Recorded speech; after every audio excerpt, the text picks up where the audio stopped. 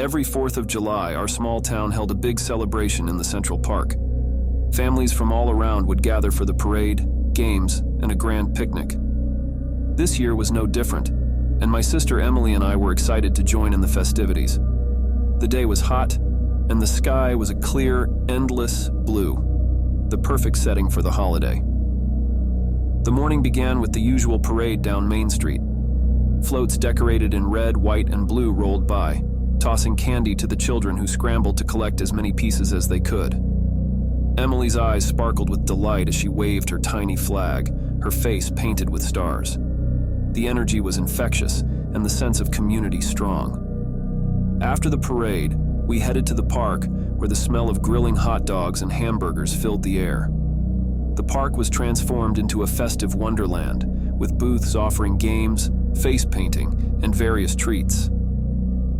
Emily tugged at my hand, eager to visit the bounce house. We spent hours there, laughing and playing, surrounded by the happy sounds of other families enjoying the day. As the sun began to set, the park buzzed with anticipation for the evening fireworks. Emily, being only 6, was particularly excited. She tugged at my sleeve, asking if she could go to the nearby ice cream truck. I hesitated, feeling a pang of unease, but the truck was just a short distance away, and she had been so good all day. "All right, but stay where I can see you," I said, watching as she skipped away, her red, white, and blue dress fluttering behind her. Minutes passed, then an hour, and Emily hadn't returned. I started to worry and went to the ice cream truck, but she wasn't there. My heart pounded as I asked people around if they had seen a little girl in a patriotic dress. No one had. Panic set in. I alerted my parents, and soon the entire park was searching for Emily. The joyful atmosphere turned tense as people combed through every corner, calling her name. The police were called, and they too joined the search. Hours felt like days. The fireworks began, but they only added to the surreal nightmare. The bright colors in the sky contrasted sharply with the darkness of our fear. My mind raced with horrific possibilities. What if someone had taken her? What if she was hurt? I tried to stay focused, to keep looking, but my thoughts kept spiraling back to the worst-case scenarios. The police set up a command post and started interviewing everyone who had been in the park. They brought in search dogs and combed through the woods surrounding the park. The night dragged on, and the once vibrant park now felt like a menacing labyrinth. Then, through the crackling of the fireworks, I heard a faint cry. It was coming from the wooded area at the edge of the park. I ran towards the sound, my heart in my throat. There, behind a large oak tree, I found Emily. She was scared, her dress dirty and torn, but otherwise unharmed. She told me through sobs that a man had lured her away, promising more sparklers. She got scared and ran when he tried to grab her. She had been hiding, too afraid to come out until she heard me calling her name. We rushed back to the park, and Emily clung to me the whole way. The police took our statement and started searching for the man, but he was never found. The incident left a scar on our town. The 4th of July, once a day of joy and community, became a stark reminder of how quickly innocence can be shattered. Even now, years later, I can't watch fireworks without feeling a knot of dread in my stomach, remembering how close we came to losing Emily that night. The weeks following the incident were difficult for all of us, but especially for Emily. She had nightmares and was terrified of being alone. My parents enrolled her in therapy, hoping to help her process the trauma. I often heard her crying in her room at night, and it broke my heart. I felt a deep sense of guilt. I had let her go to the ice cream truck alone, and the what-ifs haunted me. What if I had gone with her? What if I had kept a closer eye on her? The burden of responsibility weighed heavily on my shoulders. Our family dynamic shifted. We became more protective, more vigilant. Simple outings that were once carefree now carried an undercurrent of fear. Emily's therapist worked with her on coping mechanisms, and slowly, she began to show signs of improvement. But the innocence of our small-town life was forever changed. The town rallied around us in support. Neighbors and friends brought meals, offered to watch Emily, and helped in any way they could. A town meeting was held to discuss ways to improve safety during events, and new measures were put in place, including increased security and better lighting in the park. But the peace was short-lived. About a month later, another child from a neighboring town went missing under eerily similar circumstances. The police connected the dots and realized they were dealing with a serial predator. Fear gripped our community as reports of abductions spread across the state. The man who had tried to take Emily was never caught, and that uncertainty lingered like a dark cloud. Parents kept a closer eye on their children, and the sense of freedom we once enjoyed was replaced with vigilance. The 4th of July incident served as a wake-up call, a reminder that even in our small town, danger could lurk. One evening, 2 months after Emily's near abduction, there was a knock on our door. 2 detectives stood there, grim-faced. They had come to tell us that they had found the man, a drifter with a long history of similar crimes. He had been apprehended in another state, caught in the act of attempting to abduct another child. As they questioned him, he confessed to having stalked our town for weeks before making his move on Emily. The relief was overwhelming, but so was the horror. The details of his confession were chilling. He had been living in the woods, watching and waiting for the perfect moment. The thought of him lurking so close to our home made my skin crawl. The police assured us that he would be facing a lengthy prison sentence, but the damage was done. The fear had taken root, and it would be a long time before it let go. As the years passed, we slowly began to heal. Emily grew stronger, her nightmares less frequent, her fear gradually fading. She continued therapy, and with time, regained some of her confidence. Our family found a new normal, one marked by resilience and a deeper appreciation for each other. Yet the terror of that night never truly left us. Even now, the 4th of July carries a sense of foreboding. Every firework that exploded in the sky felt like a reminder of the danger that had almost claimed her. We learned to cherish the moments of joy and to support each other through the darkest times. But we also learned to live with the constant vigilance, the ever-present dread that something like this could happen again. Today, Emily is a thriving teenager, full of life and ambition. The scars of that night remain, but they no longer define her. She has grown into a strong, compassionate young woman, driven by a desire to make a difference in the world.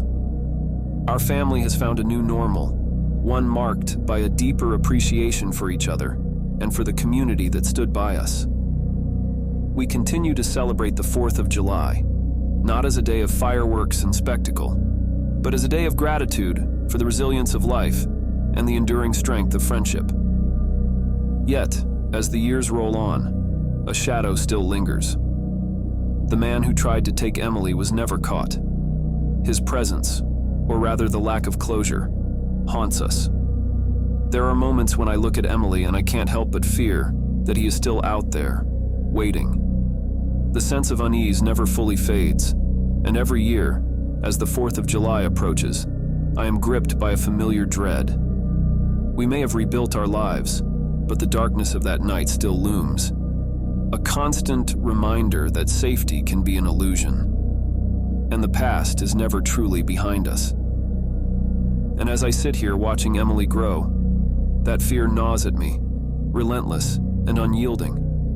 We are always looking over our shoulders, always waiting for the other shoe to drop. The peace we once knew is gone, replaced by a shadow that refuses to lift, leaving us forever on edge, forever haunted by the specter of what almost was.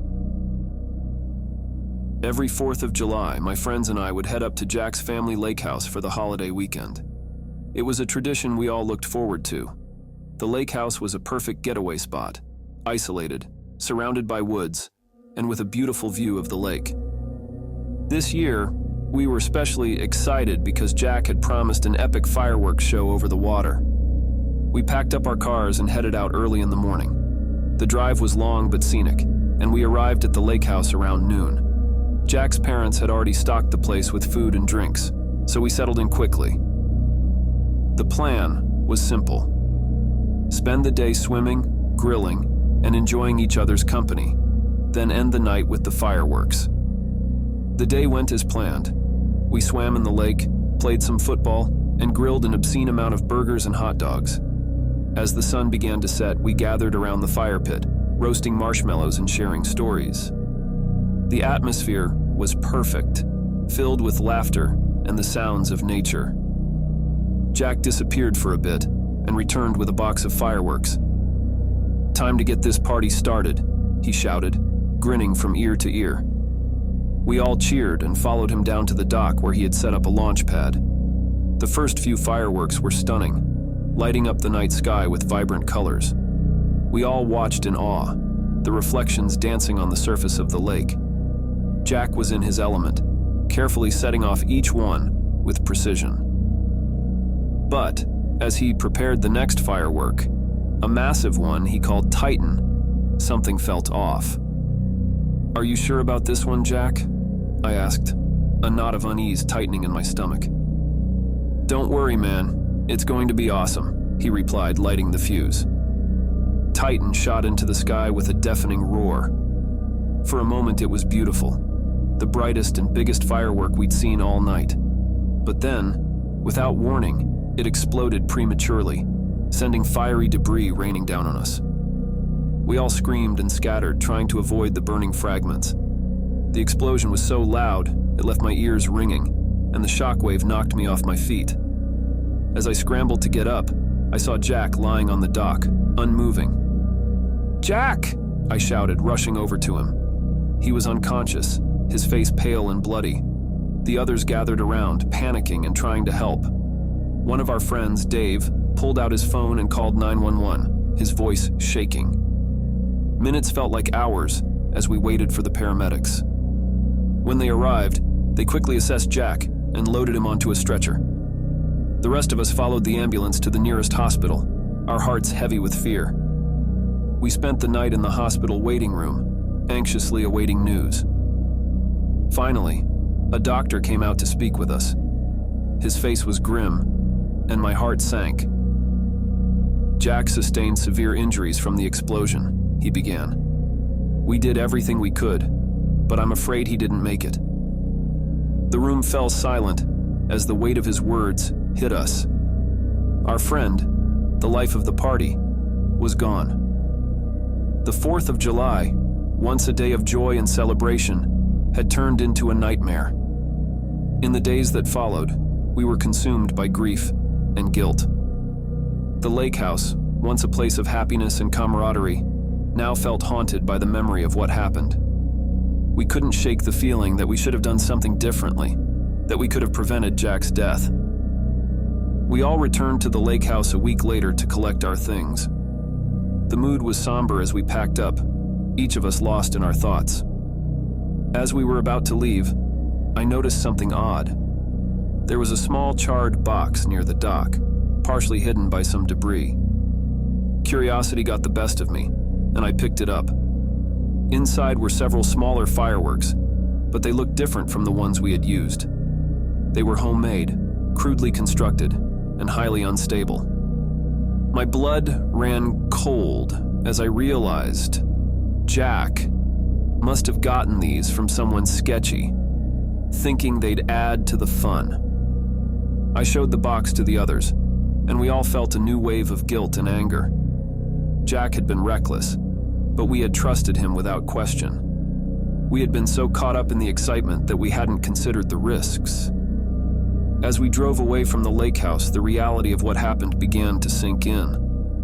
Our friend was dead because of a stupid mistake, and we had to live with that. The 4th of July would never be the same for any of us. The years passed, but the memory of that night stayed with me. Every 4th of July, I felt a knot of dread in my stomach, the fireworks reminding me of the explosion that took Jack's life. The laughter and joy that once filled the holiday were replaced with sorrow and regret. We all moved on with our lives, but the bond we shared was forever changed. The lake house was sold, and we never returned.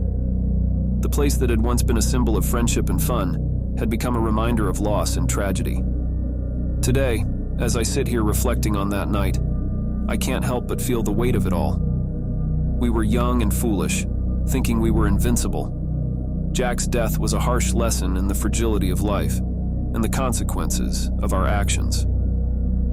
The 4th of July, once a day of celebration, is now a stark reminder of that fateful night and the price we paid for our recklessness.